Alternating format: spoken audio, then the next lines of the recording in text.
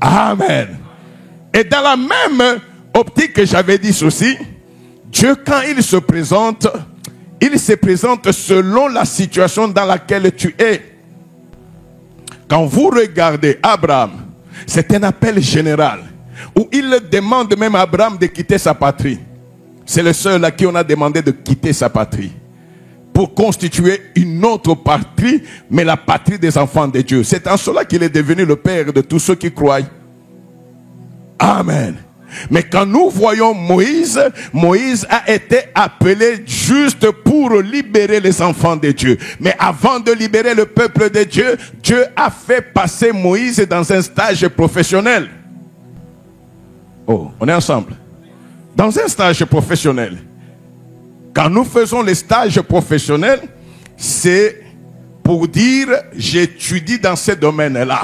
Même si je n'ai pas encore terminé mes études, je vais faire le stage dans les entreprises ou les secteurs de mon domaine. Demain, quand je terminerai, je reviendrai travailler dans ce secteur-là.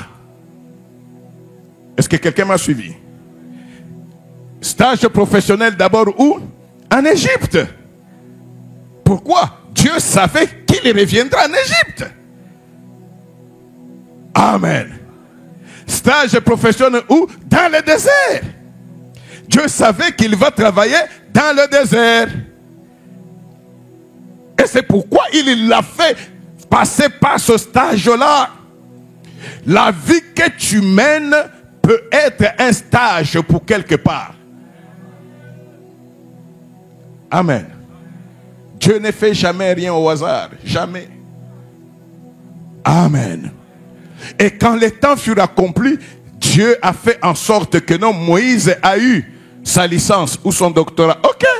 Le stage professionnel déjà accompli, il le ramène maintenant, non plus dans le stage, mais dans l'activité proprement dite. Et dans l'activité proprement dite, c'est en ce moment-là que l'appel commence. Il s'est présenté à Moïse, qui connaissait la puissance de l'Égypte, qui connaissait la magie de l'Égypte, qui savait qu'il n'y avait personne qui pouvait résister à Pharaon. Mais Dieu se présente à lui comment? Dans un feu, un buisson qui était ardent. Moïse regarde, c'est vrai qu'il a fait 40 ans, c'est vrai qu'il a été préparé, il a entendu tous les sages, il a entendu tous les magiciens, il a vu des choses, mais ces cas-là, il ne l'avait jamais vu. En ce moment-là, Dieu attire l'attention de Moïse pour lui dire, je suis différent de tout ce que toi tu as connu. Et pour lui dire, enfin, vous avez les dieux de vos pères, d'Abraham, d'Isaac et de Jacob. Va dire aux enfants d'Israël que ce n'est pas seulement le Dieu d'Abraham, ce n'est pas seulement le Dieu d'Isaac et de Jacob, c'est lui qui m'envoie, il s'appelle Je suis. C'est-à-dire, avant que vos pères ne fussent lui, il s'appelle Je suis. Avant que Pharaon ne soit même conçu, lui, il était là. Amen. Amen. On avait parlé longuement de cela, mais aujourd'hui nous voulons prendre 3 autres personnages qui sont restés, qui reflètent aussi l'appel de tout un chacun d'entre nous. Quand je regarde j'aime souvent l'appeler le petit Gédéon. Je ne sais même pas quel âge il avait, mais il était petit. Amen. Nous prenons Gédéon. Amen. Juge 6. Puis vint l'ange de l'Éternel, à partir de 11. Et il s'assit sous le térébinthe d'Ophra, qui appartenait à Joas, de la famille d'Abiézer. Gédéon, son fils, battait du froment au pressoir pour le mettre à l'abri de Madian. L'ange de l'Éternel lui apparut et lui dit, l'Éternel est avec toi, vaillant héros. Arrêtons-nous d'abord là. Amen. L'ange de l'Éternel lui apparut et lui dit, l'Éternel est avec toi, vaillant héros. Amen. Non seulement que l'Éternel vient, il parle à Gédéon, mais il parle à Gédéon dans un statut que Gédéon n'a jamais connu. Amen. dans un statut que Gédéon n'a jamais connu. Na combat pessier Gédéon a yokango jamais. Amen. 13. Gédéon lui dit, ah, mon Seigneur, si l'Éternel est avec nous, pourquoi? Je ne sais pas si vous avez compris comment il a changé l'affirmation qu'on lui avait donnée. Rentrons à 12. L'ange de l'Éternel lui apparut et lui dit, l'Éternel est avec eux. Et est-ce qu'il a dit avec vous? L'Éternel est avec eux. Allons à 13. Gédéon qui a entendu de ses oreilles, mais écoutez comment il répond. Si l'Éternel est avec nous, c'est ça qui montre que l'homme ne se connaît toujours pas. On te dit c'est toi. Tu dis nous. Dieu n'a pas parlé de nous, Dieu a parlé de toi. Amen. Pourquoi toutes ces choses nous sont-elles arrivées?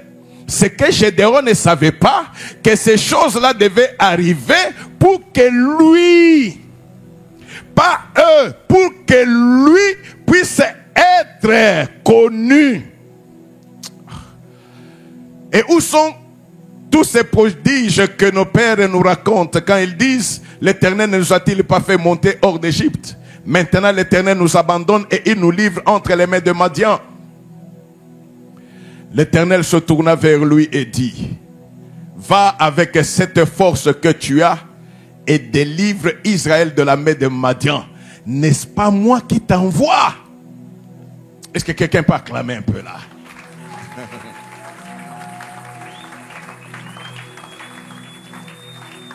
Amen. Dieu connaît Gédéon. Avant même que Gédéon ne puisse connaître Dieu.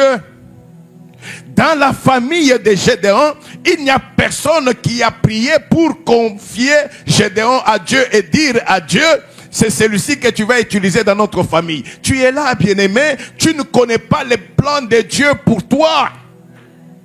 Tu ne connais pas. Ce n'est pas parce que l'autre est en train de briller aujourd'hui. Non, Dieu seul sait faire briller chacun en son temps. Il fait toutes choses bonnes en son temps. Je vous répète toujours, le Dieu que je sais n'est pas le Dieu des doublures. Non. Il n'est pas le Dieu des doublures. Oh non, toi tu vas faire comme ça, je te donnerai comme l'autre. Dieu ne fait jamais comme cela. Il est le Dieu des particularités. Il se présente à Gédéon, qui est d'une famille pauvre. Et il est le dernier de cette famille pauvre. Ça peut être ton cas. Mais j'aimerais te dire que connaître Dieu, ce n'est pas parce que tu as l'argent. Connaître Dieu, ce n'est pas parce que tu as étudié. Dieu a appelé des hommes et femmes. Certains ne savaient même pas écrire leur propre nom. Ce qui importe, Dieu vient se présenter, c'est pour te dire, je m'en fous de ta famille, je m'en fous de l'état spirituel de tes parents, je m'en fous des rangs sociaux que vous avez. Ce que je veux, c'est que ta faiblesse là devienne ma gloire. Gédéon était pauvre. Il dit même, mais si réellement toi, Dieu, tu étais avec nous, si toi, Dieu, tu es avec nous, mais pourquoi nous sommes envahis par un petit pays de rien du tout? Mais alors là, Dieu lui dit, non, j'ai fait cela, c'était pour que, au moment où toutes les nations pouvaient croire que c'est impossible maintenant, c'est en ce moment-là que je prendrai un petit reste. Quelqu'un sur qui on ne peut même pas mettre l'attention. Il veut faire en sorte que, quand le monde dit c'est désespéré, c'est en ce moment-là que l'espoir naît. Gédéon ne savait pas que la situation semblait être désespérée, pourrie, pour que lui puisse venir. Dieu, quand il veut faire quelque chose, il ne fait jamais quelque chose avec des gens puissants, avec ceux qui ont des références, des CV. Dieu va devenir ton CV.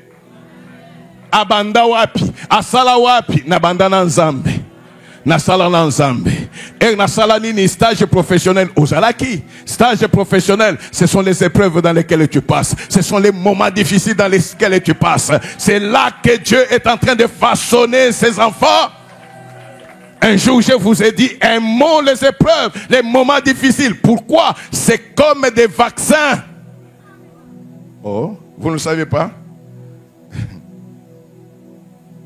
L'épreuve par laquelle Dieu te fait passer, c'est un vaccin. Le système du vaccin, c'est que une maladie est là, par prévention. On prend les microbes de cette maladie-là, mais à faible,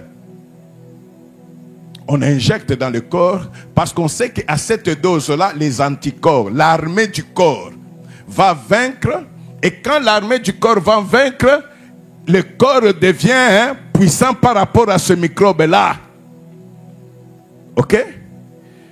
Quand nous amenons les enfants au vaccin, est-ce que c'est parce que nous les haïssons? Nous les aimons. Et quand on a vacciné un enfant, n'est-ce pas qu'il va faire la fièvre? Cette fièvre-là, c'est tout simplement parce que l'armée du corps et les microbes qui sont entrés sont en guerre. C'est normal.